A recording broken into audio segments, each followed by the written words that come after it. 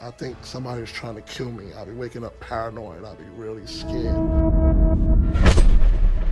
He never told me, I can only speak, he never told me he felt that his life was in danger. The car was stood right there at the corner. The car was probably there all night. Biggie Killer was watching y'all that whole night. Let's not sugarcoat it. Biggie's death wasn't just another tragic moment in hip-hop. It was a betrayal that sent shockwaves through the culture. Imagine this. The notorious B.I.G., a man at the peak of his powers, gunned down in his prime. And while the world mourned, one man rose higher than ever, Sean Puffy Combs. Was it grief driving Puffy's rise or something darker? What if Biggie wasn't just another victim of the East Coast/West Coast beef? What if he was the first pawn sacrificed in Puffy's quest for power? What is scary is whether Puffy's success story makes sense without Biggie's death. Brooklyn, 1993. Christopher Wallace, also known as Biggie, wasn't a star yet. He was just a hustler with a gift, spitting verses on street corners, painting pictures of the life he lived. Word traveled fast and it landed in front of Sean Combs, a slick exec who had just been shown the door at Uptown Records. Puffy was hungry, ambitious, and ready to launch his own empire. Bad Boy Entertainment. And Biggie? He was the diamond in the rough Puffy needed. It wasn't just business, it was survival. Puffy needed a hit and Biggie needed a stage. Together they had the blueprint for something unstoppable. Biggie brought the stories. Puffy brought the shine. Bad Boy wasn't just a label, it was a movement. When Ready to Die dropped in '94, Biggie became the king of New York overnight. And Puffy? He was standing right next to the throne, grinning ear to ear. But success is a double-edged sword. The streets love Biggie, but fame breeds envy, and Puffy wasn't blind to that.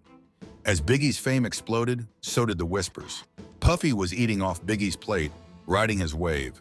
To the public, they were brothers. Behind the scenes, it wasn't all love. Puffy never settled for second place. He wasn't content just cashing checks while Biggie soaked up the spotlight. Puffy wanted to be the face of the brand, but here's the problem. Biggie's shadow was too big. Fans weren't buying records for Puffy's glossy ad-libs or choreographed dance moves.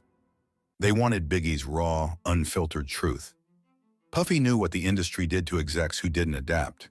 He watched Andre Harrell, his mentor at Uptown Records, get pushed aside when others outshined him. Puffy wasn't about to let that happen. Bad Boy couldn't have two kings, and if Biggie was thinking about starting his own label, which rumor had it he was, Puffy's empire would crumble before it ever reached its peak. By '95, the tension was seeping through the cracks. Puffy was still the man behind the curtain, but Biggie was front and center. The turning point? The infamous Source Awards. Suge Knight's words hit like gunshots. I like to say, any artist out there want to be an artist and want to stay a star, and don't want to have to worry about the executive producer trying to be all in the videos, all on the record, dancing. Come to Death Row. The crowd roared, and the divide between East and West deepened. Puffy wasn't just embarrassed, he was targeted. Suge wasn't just coming for Bad Boy, he was coming for Puffy personally. Biggie, as the face of Bad Boy, became a target by association. The beef escalated fast. Tupac was shot, and tensions turned lethal. By the time Tupac was gunned down in September '96, the writing was on the wall. Biggie's life was in danger, but instead of pulling back, Puffy pushed harder. Biggie's second album, Life After Death, was supposed to cement his legacy, but Puffy had bigger plans. He insisted Biggie travel to LA for promotion, despite the heat on the streets.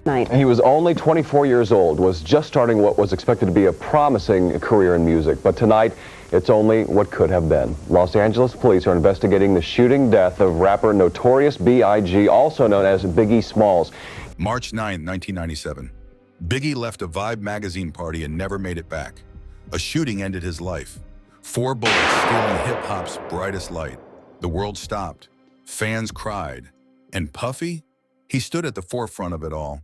The grieving best friend who just lost his biggest star. Appreciate life, and it made me want to do things for the greater good. How do you carry on this legacy? I wanted to make sure that this dream meant something at the end of the day, because this young man, lost his life throughout this journey. But let's rewind. Why was Biggie even in LA? Puffy had been warned. Street contacts made it clear retaliation was brewing. Suge Knight had people on the ground, and the energy was volatile. Yet Puffy insisted Biggie stay.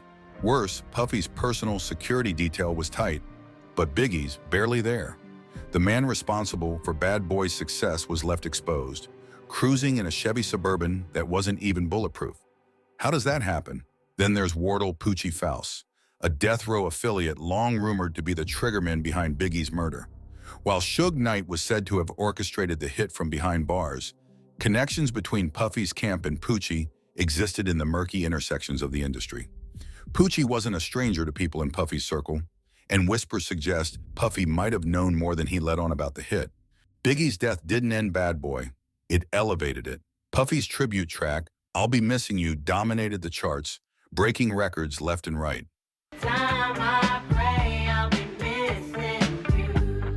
Puffy was everywhere. Grammys, MTV, magazine covers. Biggie's ghost became the fuel for Puffy's rise.